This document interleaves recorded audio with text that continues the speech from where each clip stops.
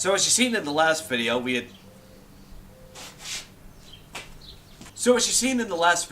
had actually made the Pickguard template out of this piece of MDF board. What we're going to be doing today is copying over this template to another piece of MDF board, mark out the spot where we place the three-way selector switch on the new Pickguard, create a smooth route for the three-way selector switch to fit through. Then we'll have a template to route out the spot for the three-way switch onto the body. But first, when lined up to the body, I've noticed that there's a couple of spots that could use a little bit of adjustment. So, this still requires some sanding in places. I have the original Pickguard out here, so we can line it up side by side with the new Pickguard and mark out some of the spots where it doesn't exactly line up where it's supposed to. As you can hopefully tell from it being as lined up as possible, there's a couple of spots that still don't exactly match flush to the original Pickguard, which is going to make mounting the new Pickguard a little bit more difficult, and it won't look as nice. So for today's video, I'm going to smooth out some of the edges that we have on the Pickguard template here. Then copy this template over to another piece of MDF board. Then on the second piece of MDF board, I will route the spot to where we're going to have our three-way selector switch. So we can simply drill that template onto the body and route out the exact spot that we need for the three-way selector switch. And if all goes well, it should match exactly up to our Pickguard. Let's get to it. The first thing I'll do is screw the old Pickguard onto the template using the wood screws I bought to act as the new Pickguard screws, carefully choosing which holes I drill so I may transfer them over to the new Pickguard. Now I've set my belt sander on its side and I'll use the rounding table to sand down the spots that bleed over the edges mentioned before. All I had to do was clamp it to the table and the sander surprisingly stayed where it was supposed to.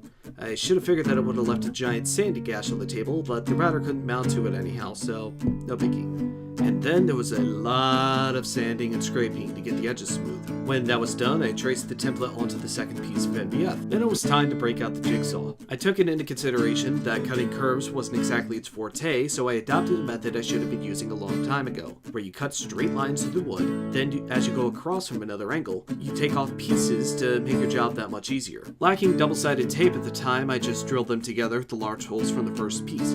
I chose to forego matching the exact template as I only needed a route for the switch, so I transferred the screw holes and took bit by bit to the half-inch route that I was looking for. Alright, now that we have the Pickguard template done, and we also have a template for the route, I'm thinking it might be time to just go ahead and cut out the Pickguard. I'll start by mounting the Pickguard template to the back of the Pickguard with some, well, this is technically carpet tape, but it's double-sided, so it'll work the same for what I need it to work. Then I'll take it onto the router, which will have a... Then I'll take it over to the routing table and route over with a flush trim bit. Then I'll take it over to the routing table, hold it down with some clamps, and take the router to it with a flush trim bit, as you may have seen before. So, we get to work on that. If my battery doesn't die, are you kidding me? I've been recording for 3 minutes! I'll lie strips of the carpet tape along with the face of the template, cut it to size with a knife, and flatten it with a straight edge. Then I flipped it over and pressed it to the spot I needed on the back of the Pickguard. Since I lacked a proper plastic blade for the jigsaw, I had to hack it. The fact that this tool is still purchasable in any hardware store is a detriment to how we can't let some things go. But surprisingly, it made quick work of the Pickguard material with little fuss. Now this part, I was really afraid of. Having spent about as much on this little piece of plastic as a 4-foot by 4-foot MDF board meant I really could not afford a mistake. But the router was actually really gentle, even though I didn't have the ideal situation to run it to cut a Pickguard, so kudos to that. As mentioned, I used a flush trim bit to go along the template to make sure that I got everything as even as possible. It's actually kind of a relief that the router happens to go through plastic a lot easier than an MDF board. Then I ran over the majority of the edges with the chamfer bit. This will leave a nice bezel over thicker Pickguards.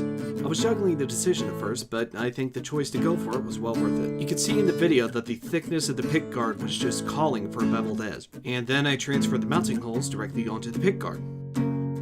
Time to remove the Pickguard from the template, and I have to admit that was kind of a chore itself. And then a bit more sanding and scraping to even the edges out. And by that I mean a lot more sanding and scraping. Well,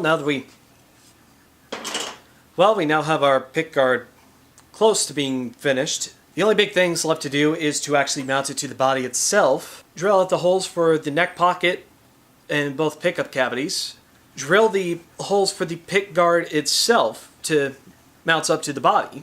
And then drill the holes where we will be placing the pickup selector switch. That way we can better align where we're going to have the route for a pickup selector switch. But we'll save that for another day. That day being the next video. If you're interested in checking out any more of the parts involved with this build, please check out the rest of the videos on my channel. If you happen to enjoy the work that I did today, feel free to like the video. And you can also subscribe to the channel to get some further updates on this build and many more builds to come. Until then, this is the Keplinger Custom Shop, signing out. Just in time too, as the battery is drained.